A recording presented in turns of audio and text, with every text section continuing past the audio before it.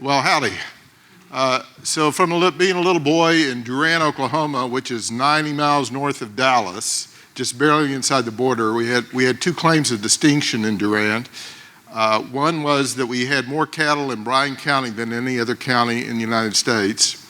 And the second was we were a marriage mill because you could get married quicker in Oklahoma than you could in Texas. So Rosemary Clooney, George Clooney's mother, who was a singer and star, Jose Ferrer, who was a star, they got married. And that was everything I learned there. And so I went off into the world and began to look. And I wanted to do something that made a difference, and I landed on leadership. And so my whole career has been devoted to leaders, helping leaders find their way, and to quote Scott McNeely, to help them get the workforce to put all their wood behind one arrow. So that's been my work. When John and I were talking, he said, you know, a lot of people in IT have all this creativity. We heard yesterday in the on-conference about many of you feel like you get pigeonholed. I felt that in my life as well. And then how do you make something out of that? How do you lead from where you are? How do you end up doing what you want to do? So I'm going to talk about three different topics in that area. The first is really a little bit about leadership, touch on motivating people, influencing people, executives and analysts and peers, peers, non-technologists, business folks, and then resilience, because as we heard earlier today, you can get really beaten down in this world, and what do you do when it happens? How do you keep your flame, how do you keep the fire in your belly? So, presentation, putting a dent in the universe, and substitute A for your dent in the universe. Going back to A Tale of Two Cities, it seems like we are in the best of times and the worst of times. I mean, couldn't be in a more perfect environment to find gee whiz stuff to work on and make a difference in the world. And the tough thing is to go to Jaron Lanier, who wrote a book called Who Owns the Future. How many have read that book or seen something about it? Well, if you haven't, I encourage you to do it. He's a tech guru. He's been at Stanford and many other places, and he's been looking at the future. And if you look at this quote, particularly the last sentence, it says, as digital network hollows out every industry from media to medicine to manufacturing. I heard one of you say yesterday, I believe it was Corey, said, you know, that he was leaving for a little while and somebody's going to put in a shell to take his place while he was gone. Well, that's happening to a lot of us. In fact, you know, 10 years ago, it seemed like it was the global competition that was eating us alive, but now it's actually our own technology that's where it's eating our young as well. So what do we do in this context to stay relevant and stay in the game?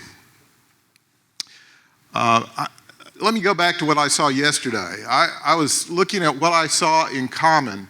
Now, what I saw is a bunch of extraordinarily smart people who are a lot of fun to be with, like big ideas, like inventing the future. And we heard this word earlier on, this word polymath, and it came up to me, John Cale, who I'll come back to in a moment. But polymath is somebody who has a person of great learning in several fields of study. Now, what it really means is if it's what all of you have done. You've had this really weird career where you kind of went in these serpentine ways to get where you are now, and probably had a good time doing it. And probably if you ask if you had a plan, you'd probably say no. I certainly didn't have a plan to get where I was, but I ended up there. And what you do, which polymaths tend to do, is to rely on your intuition, natural knowing, sometimes we call it in California, creativity, passion, and synchronicity or luck to guide your multiple careers. So let's take a look at a true polymath. One of the writers, if you Google him on the web, they call him the instigator of new things. So John Cale is a San Franciscan now, and he started out by playing with Frank Zappa. That was his first career. His next step was to go to Yale and got a degree in philosophy, and then went on to Yale Medical School and became a psychiatrist. And when he got done with that, guess what? He said, I'm bored with this. I don't want to do this. I better go to business school. So he went to Harvard and to get an MBA, and they said, well, why, John, we'll give you your MBA, but why don't you stay here and teach? So he stayed there and taught for 10 years. Then the next step after he got tired of that was to start a production company and started making movies. So one of them was Sex, Lies, and Videotapes. Then a little bit later on, at the end of the 1990s, he came back to San Francisco and started a company called the Idea Factory, which was really just helping people incubate ideas in the middle of the dot-com explosion at that time. So he's written a couple of really cool books. The first one's called Jamming, the Art and Discipline of Business Innovation. And that notion of jamming is he took it from his music experience, where what he was really doing is getting a bunch of people together and just kind of inventing the future live. Really good book. And then Innovation Nation was a plea to the United States to not give up our innovative edge, and he gave some formulas for doing this. So I think we've got a bunch of mini John Keoghs in the room, and if you keep up, you're liable to be as prominent as he was. Why does this matter? Well, leadership begins with authenticity. You'll see one of my highbrow places I take quotes from, the new Hitman movie. Don't fight who you are, you'll lose. Or how about this one? Be yourself, everyone else is taken. And I was out in Atlanta, this wasn't Palo Alto, in front of a Starbucks store, and I walk out and I see this guy with the Deloitte t-shirt on, conventional state organization at some points of view, and he was at that point in a full lotus position with coffee in his hand. So I asked him if I could take a picture. But this is about being yourself in a place that seems like it wouldn't be welcoming. Turns out it is. He could get away with it. So I'd like to test my hypothesis here. Working definitions are leaders are people who inspire others to action by personal example. I'd like to do that by drawing on your own experience, and let's see if we come to the same point of view. So I'll ask each of you at your tables to take up your pen. You can type this on your computer, but need to put it down on some hard copy or soft copy electronically. And I'd like you to write down 2 or 3 names of people who in your life have inspired you as a leader. These can be people who are living or dead, famous or not famous, or it could be somebody's personal. It could be somebody like Gaius Julius Caesar, or it could be someone that was in your life, a coach, a parent, a spouse. So take about 2 minutes and write down 2 or 3 people that have been leaders, exemplary real leaders for you, if you would. I'm going to ask for some examples once you do that.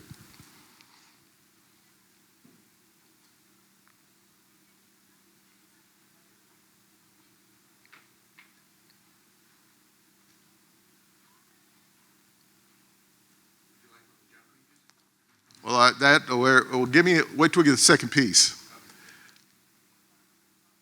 So I tell you, it's okay to copy from your neighbor on this one if you get really stuck.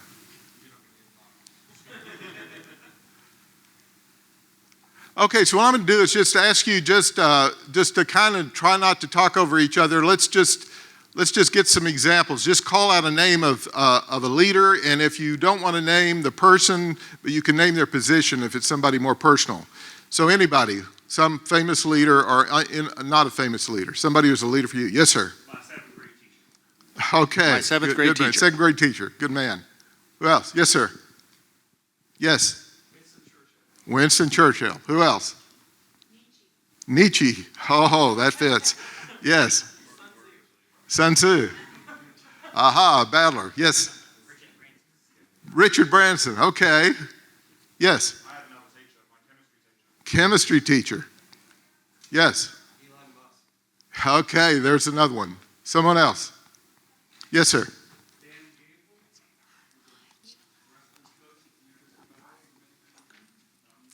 A coach, yes. Back here in the corner. Yes, ma'am. My Grandfather. So what do you notice about these people? Did they all have $10 billion? Could they all stand up and be as noisy as Donald Trump? Could they all be as inspiring as some of the people that you often hear about? You may have experienced John Kennedy or Martin Luther King or Ronald Reagan, depending on your persuasions. So they're just people. So what that says is anybody can be a leader. And then the question is, okay, what makes that person a leader? And so I'd like you to take about 2 minutes and write down on that piece of paper some of the characteristics or qualities that you decided that person demonstrated that made you want to follow them, or at least were inspired by them. Okay, let's get some examples. So if you would, let's just do the same process. Call out some of the examples of the qualities or characteristics. Anyone, give me one. Persistence. Another one. Clear expectations. What else? Yes. I'm sorry? Passion. Yes. Fearlessness. Yes. Quality over quantity. Yes, sir. Did not compromise. Giving. Honesty. Integrity. Yes, sir. Go ahead. Lead by example. Courage. New thinking. Yes. Communicative. Any others? Is there anyone that if it doesn't get out here, you're not going to be able to sleep tonight? That's very important. I think there's one back there. There's one hand back there. Respectful for all people. To all people. So let me give you a little data on this. There were a couple of Silicon Valley guys, a guy named Barry Posner, who for years taught at Santa Clara University, a professor, and a guy, I said we got a thumbs up, he's a cool guy. A guy named Jim Kouzes, who started the Tom Peters Group right after Tom Peters was the best thing since nickel beer, even here in Silicon Valley. And they wrote a book called The Leadership Challenge, and it's been updated 4 times. And what they did is they went around the world and did this exercise with people. And with every country in the world, at every time over those 20 plus years, 1987 until today, the number one characteristic that every group put down every time was honesty. Why do you think that is? Yeah, so if somebody says we're going to go conquer this hill, we're going to go over this hill, you want to believe them, right? Or we're going to stick with you. You got your back. You want them to be able to tell the truth. You want to know they're telling the truth. The next 3 were almost in the top 4 virtually every time. So those top 4, I don't know about you, but I get suckered in by somebody with the gift of the gab.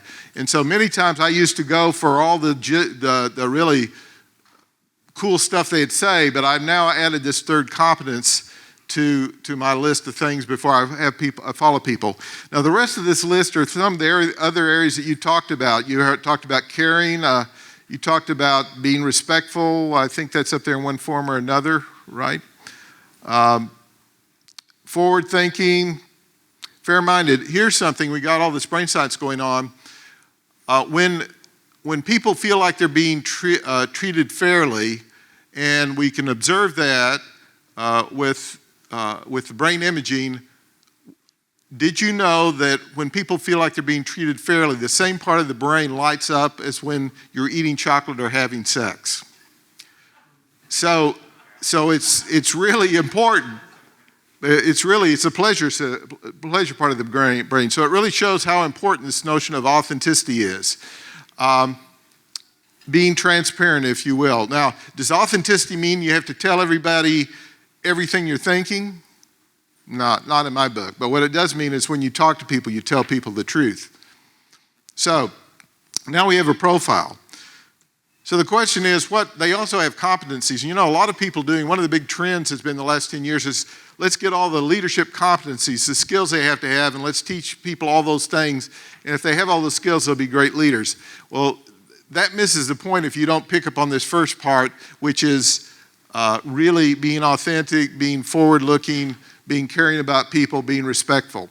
But 3 key competencies which are essential. It's not the complete list. One is telling stories. Second is setting direction. And third is motivating and influencing others. So why would telling stories be important?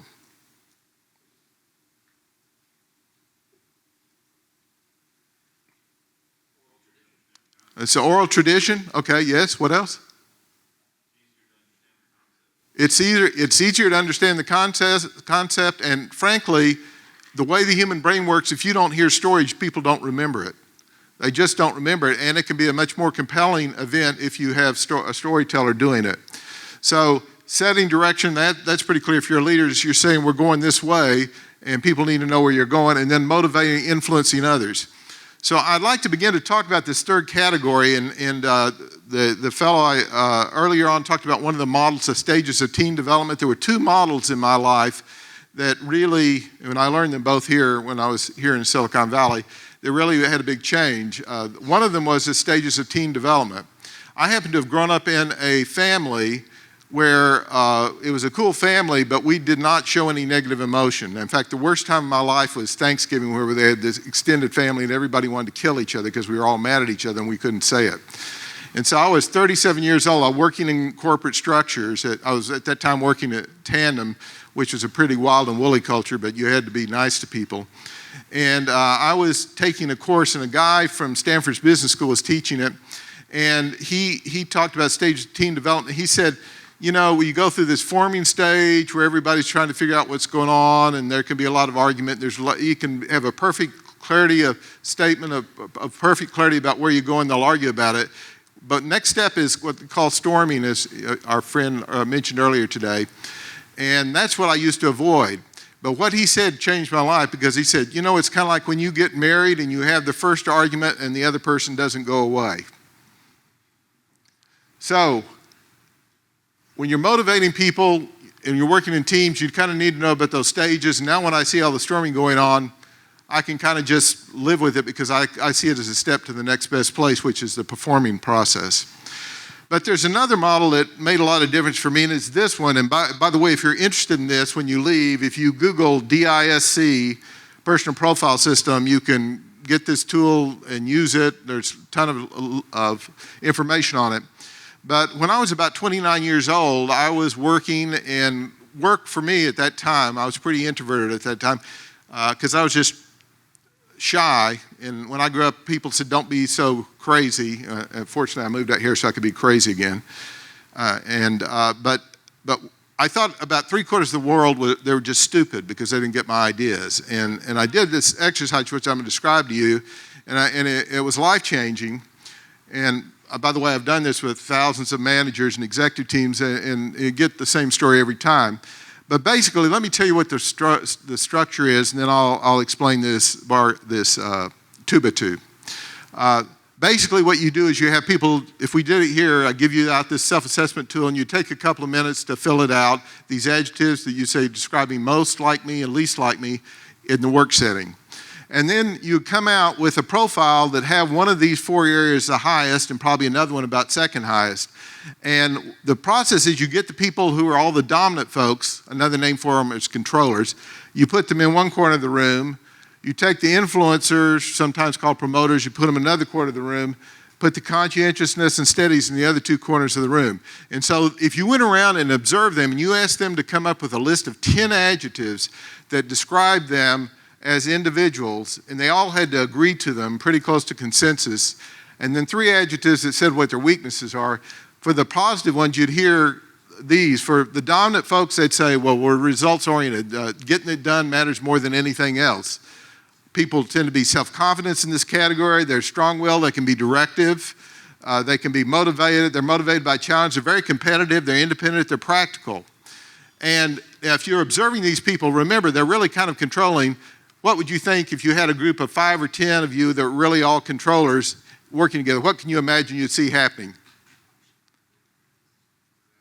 Disaster, right? Fighting over who's going to be in control. Okay? So that's one category. The biggest fear of people in this category is they won't be in control.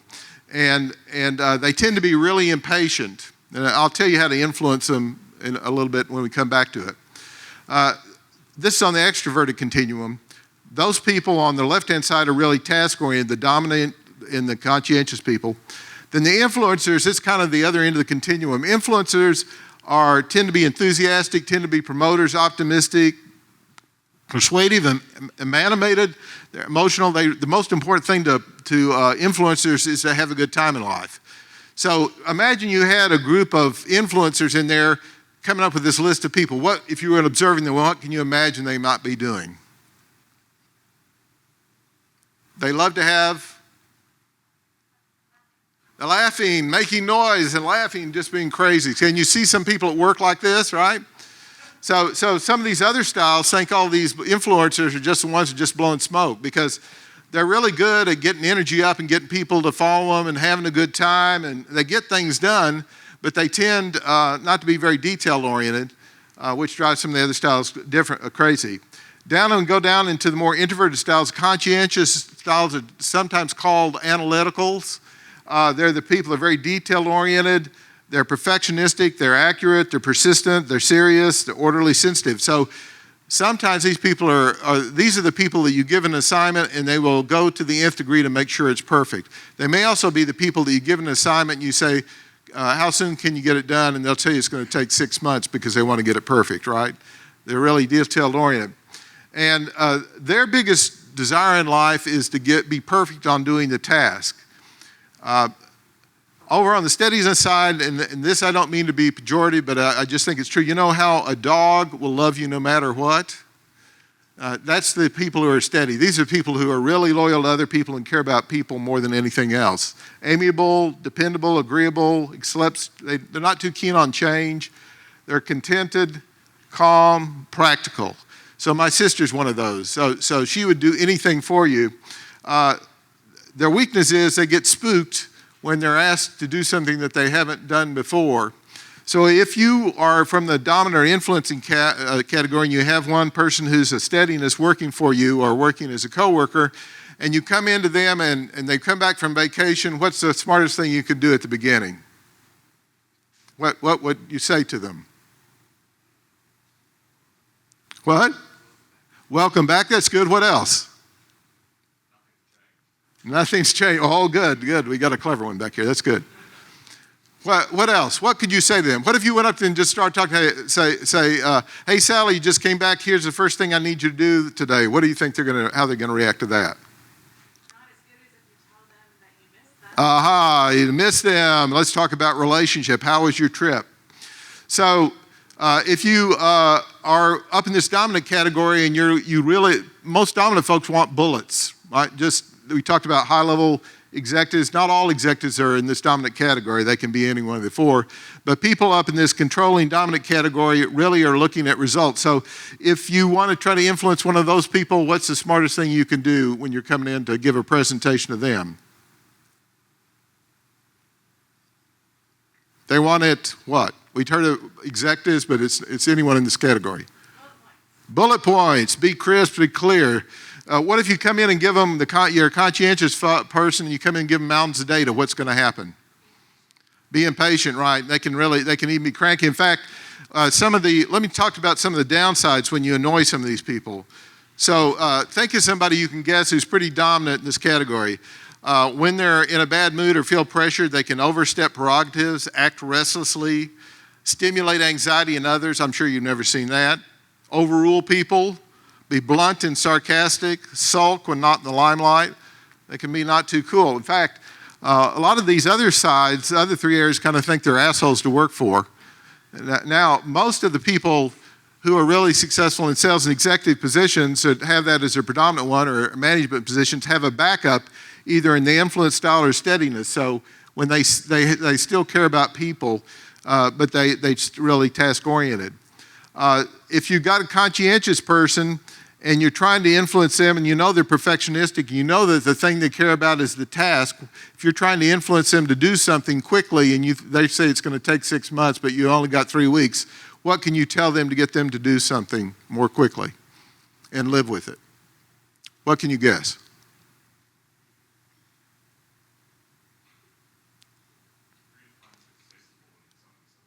That's dead on.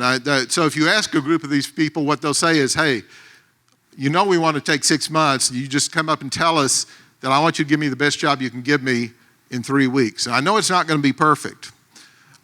Steadiness people, they tend to be really successful in their jobs and stuff, but if you're going to have them move through change, you have to make them feel like it's structured enough that they're going to be able to make it. Now, can you see why it's important to have all these different kind of styles in an organization, right? You need the decisive people. You need the people who will do all the analysis to the end style. You need the people who are going to keep the energy up going. And you need the steadiness folks to go around and kind of salve the wounds of everybody else after the dominant and the influence people have kind of run through them like a bull in a china cabinet. Now, the point of this is, and it's a really high-level discussion of this, is that if you're interested in take a look at this, but if you're going to try to influence into these different styles, you better know what they care about, because they're not going to be able to listen to you, not even hear you, if you don't understand what their needs and preferences are. Any questions? More than you ever wanted to know, huh? Okay. So here's my take on executives. And most of the time, for the last 10 or 15 years, I've been working the C-suite, but it doesn't have to be that high up. The first thing, if you're going to go talk to executives, I don't care what job you're in is know your audience, what their preferences are. So, for example, some companies have norms. ExxonMobil has a rule that you can't have more than 5 slides to do a presentation. And so they really hone it, and there's a formula for it, but they have all these backup slides, for the data and everything else. So you need to know what your executive wants. And, particularly in high tech, a lot of the times the person on the top is a really techie person who got up there, and they may be that steady, the cautious analytical person that may want all that detail, so you have to know. The second thing, and this is really critical, is you need to have a way cool model or framework to show them. Something that can make sense out of the chaos. And this is a very simple one, something more sophisticated than that. And the third is a checklist for them to what you're going to ask them to do. So seems simple, but if you have these 3 components when you're presenting to them, you're going to have a really good chance of getting them to listen and to find out what they're doing. Anybody have any experience using this formula or some equivalent formula? Yes? Want to give me an example, or can I persuade Christian? So when you work in Gartner as an analyst, one of the first things that they teach you. When you work in Gartner, one of the first things that they teach you as a new analyst is that you don't have to spend too much time in what they call admiring the problem, but you need to actually give an action plan to execute. And that is way more important. So there is a rule where you need to spend a very little amount of admiring a problem at the beginning of a presentation, and every presentation needs to end with a very specific, very prescriptive set of actions that people can follow immediately. So it needs to be very practical. And that speaks about building a detailed plan. That's incredibly important. You're dead on, and one of the things Gartner's exceptional on and all the big 4 are really good at, and a lot of the marketing and strategy people inside high tech companies, is they have a point of view, they have a model in which the whole context fits into you. What you're doing is going for the simple approach. So, we live in this really turbulent world. I say you're all polymaths, and you got great instincts, and you're maneuvering through this crazy world in which we're living, and the way to be ready for things when they flip on their side and you aren't expecting them is to really come up with the answer to these. Know the impact you want to make. What problem do you want to personally solve? Whose assistance do you need it? So, for example, I chose to work on leadership and working with large-scale change, focusing on people. But, it's really hard to sell that directly, so it's always been in the context of a new business model that we're implementing, or some focus like building a new customer experience, or technology optimization, or restructuring the organization, or operational excellence, whatever they thought was important. And the second part of that is to prepare to practice your delivery. So this notion, have you all heard of the book Tipping Point? Malcolm Gladwell's book, Tipping Point, right? So do you remember he said all these people who are really great, they're masters in their fields, how many hours they spend practicing before they become world class? Anybody remember the number? 10,000 hours. So you don't have to be perfect at everything you're doing, but the things you care about, practice it enough so it just really comes to you and it's easy. And use the Goldilocks formula. What did Goldilocks learn from the 3 bears? When you're telling people something, it needs to be not too much, not too little, just right. So that's your formula. And then this last one is be authentic.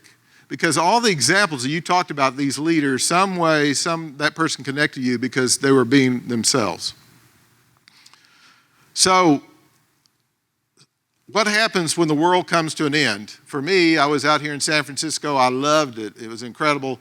And San Francisco went from a town in 2001 that you could barely walk down the streets. It was like New York City downtown, and you couldn't park if you got downtown at 9:30 to a ghost town. And so what kept me above water was I knew where I wanted to contribute. I knew what I valued and what I wanted to do for the world. I had some core values which are similar to some of those you saw on that list earlier on that came from the Leadership Challenge that I stayed in tune with. So that's what I was living with. And then maintain a practice that keeps you grounded. And knowing what the latest and greatest was, although it was kind of foggy at that time, it seemed like it was uncertainty, what it was that I wanted to play in, what sandbox. So anybody, give me a practice that you use in real life to stay grounded when the world around you is going crazy? Like, I'll say yoga, but give me some examples of some of what you guys use to keep yourself from going crazy. Yes, sir. Meditation. Yeah. Well, yes. Ask my kids their opinion on anything. There's that puts things in perspective. Yes. Do you hear that? Ask your kids their perspective. What else? Say again? Your spouse. Okay. Yeah. She helps you. Who else? Any others? Yes, sir. Yeah. Yeah, I knew a guy years ago. He had a seminar company, and he had, at that time, I knew him. This is in the '80s. He had over 500,000 people go through it, and it was all over the world. And he used to say two things. The way I keep myself from being crazy is, one is just put one foot forward in front of the other ones and take a step. The second thing is he didn't make sure, he didn't worry about, he didn't make his goal or that he focused on is filling up these seminars because they were really expensive. They could have 200 or 300 people in them, and if they didn't have enough people, they just lost tons of money. What he made it on was what his vision was, the contribution he wanted to make to the world. So that's what, knowing what you want to contribute and staying in touch with what your core values are. So you probably heard all this stuff before, right? Yes? Some version of it? Yes? Yes, okay. So you're probably wondering, does this really work? I'm glad you asked that question. So I'm going to ask you to help me out. And do you feel semi-brave? Really brave? I can see really brave. So what I would like to do is, I'm going to have you all, if you would stand up for a minute. We're going to do something. This is going to be fun. It's not going to be scary, except the standing up. After that, it's all easy. And here are the rules. We got a man out here who already knows he had both arms stretched out. Now you just need to make sure that when you move your arms out both ways, that you don't slap anybody in the face. So years ago, I went to Davos, Switzerland to a conference, and there were 1,000 psychiatrists and psychologists. I'm neither one of them, and it was really boring. And they were reading these papers, these academic papers, and I normally interested. It was really boring. And suddenly this guy gets up there in front of them and said, "I'm going to teach you how to dance." And he said, "I'm going to teach you Tai Chi." And we had some cool people like Dalai Lama there too, so it was a cool place. So what I'm going to do is I'm going to do a demonstration, and I want you to follow along with me as we go, and I'm going to show you that you're already Tai Chi masters. You just don't know it. So here we go. This is going to be the energetic version of Tai Chi. And this goes with the part of the maximum here is it's okay to have too much fun. So I'm going to talk loud. I can't have this in my hand. So I'd like you to put your feet apart just where you feel comfortable. And I'd like you to touch about 2 inches below your navel and pat it. And this is called your dantian. Ha-ha! Ha-ha! Okay, now I'd like you to have your hands come up and touch your heart. And open them up. And this is a Chinese symbol of the loving human. Ha-ha! Ha-ha! Now take your left hand and take it up to the ceiling and your right hand down to the floor. And you are now the human, the symbol between and connection between love and earth. Ha-ha! Ha-ha! Now the energy is abundant with energy. The universe is abundant with energy. So I'd like you to roll in the energy and bring it into your dantian and touch it. Ha-ha! Now step back with your left foot, and I'd like you to give that energy out to the world. And then I'd like you to bring it back in, and then you're going to turn around. Watch me first, and you can mimic me afterwards. Just turn around 180 degrees and put your arms out, okay? Now, imagine that your arms are like the tree, and I'd like you to turn very gently 360 degrees. Imagine like your arms, you can turn around. Going to go in a circle, our arms are like the energy of the tree, and as you imagine the energy going out from your fingers out into the world, then come back to facing me and bring that energy back into your dantian. Ha-ha! Now imagine you have this beautiful Ming vase in your hands, and it has everything that you think is important in it. Your yacht, if you have one, your career, your family, everything that's important, your reputation, your credibility, the really good stuff. And you're going to lift it up to the sky kind of as a sacrifice. Oh my goodness, you're so afraid. Your hands are vibrating. You're afraid you're going to lose it. And suddenly, oh no, you drop it and oh my gosh, it falls. And you come down and you become a beautiful bird flying, ha-ha! And you slowly bring your arms back, and this is called embracing the tiger, ha-ha! And then you bring your arms out and return to the mountain, ha-ha! Congratulations, Tai Chi masters. Good job. So what we're going to do is I'd like you to walk away from this session with something that's useful to you. And what I'm going to ask you to do at your table, if there are an even number of people, break into pairs. If there are an odd number of people, you can have threes in a pair. And here's what I'm going to ask you to do. I'm going to ask you to, on a piece of paper, write down the answer to question number 1. What problem do I want to solve in life? It could be personal or work, something that's important to you. Whose help do I need to ensure my personal success? So for me, I'm much more qualitative than quantitative. So if I'm going to do something that requires a bunch of numbers, I usually grab somebody that I can convince to go with me to dazzle whoever I'm presenting to with numbers. When I'm consulting, either have to have somebody working for me that can do that or get the CFO or somebody else or marketing people to do it. And then say, well, to make this happen, who do I need to influence and what do I want to accomplish? And consider this a leadership activity, because what you're doing is you're putting an idea out there with direction, and you want to be authentic enough so that people will want to follow. So you've got a total here of about, and then after you've done that individually, I'll call time in 5 minutes, the first then ask you to talk to your partner and share your ideas. So we've got about 8 or 10 minutes for this first segment, and then when we're done, I'm going to ask for some people to report out voluntarily. So grab a partner, identify who's your partner, take a minute individually to answer questions A, B, and C, and then share with your partner, see what you come up with. If you have a question, hold up your hand and I'll come by.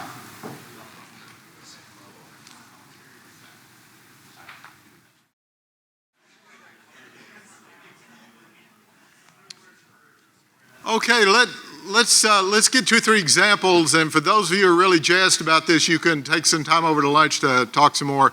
So anybody have an example they'd be willing to share? The answer, what problem do you want to solve? Who else you need to join your team to make this happen? And who do you need to influence? Like a 1-minute version. Yes, sir. Yeah, can you stand up and talk loud?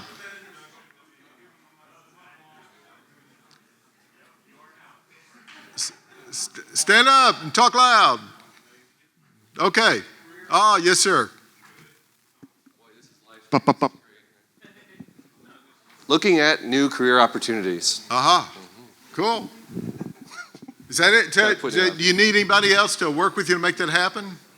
Oh yeah, because people have done it much more recently than I have. It's been 20 years. Okay. And who do you need to influence? Who's your target? If you're a leader, you're going to look at opportunities and you want to make them happen. Who's your target to be the recipient of your good news?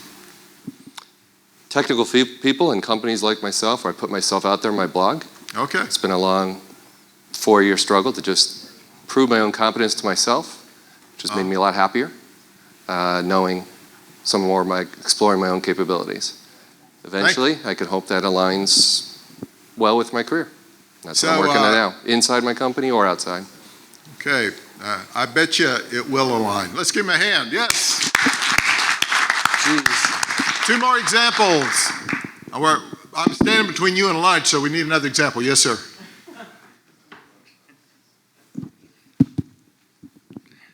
Now, everyone can probably guess what my one is, more or less. So my problem statement is that there is insufficient information and assistance available to help people changing their careers. And I mean, I started with technical people to advance their career beyond just being tech, but I kind of feel after discussion that it's more people who aren't natural networkers and extroverts to advance their career. So the help I need to do that is from people that have done that already. A lot of them are in this room. I follow almost all of you on Twitter now, and I now know what you look like. And who do I need to influence? I think it's a lot of people. It's the technical people or the non-networkers earlier in their career. The things now, I look back 15 years and go, gee, I wish I'd told my 19-year-old self that. So I'd like to actually get to those 19-year-olds that are just starting uni now. And it's very different in Australia to the way uni happens here. You tend to pick your major before you even go to uni in Australia. You don't do sort of this general first year of learning. You just go straight into a major. So getting in earlier. And then also helping people now. I mean, I'm not just going to give up on all the people in their mid-30s and go, sorry, you're too old. I'll just go back to the 19-year-olds. Sounds like a midlife crisis. And what I'd like to get out of it is, in 15 years' time, I'd like to look at some of those 19, 20, 21-year-old people that I know now and see their career has just skyrocketed in a way that my career didn't, because I didn't naturally network earlier. And there's a lot of people that I probably should have kept in touch with and I didn't. There's a lot of things that I could have learnt if I'd listened. And I know that's hard for a 19-year-old to hear, but I'm hoping I can share that with some of them.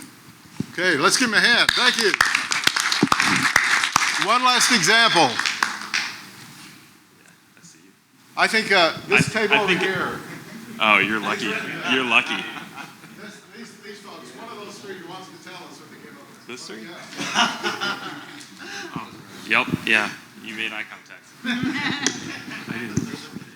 Is this on? Oh yeah. So for me, when I looked at those questions just now, I talked about the problem that I need to solve right now is I feel, at first I called it writer's block, but I'll just say it's more like blogger's block.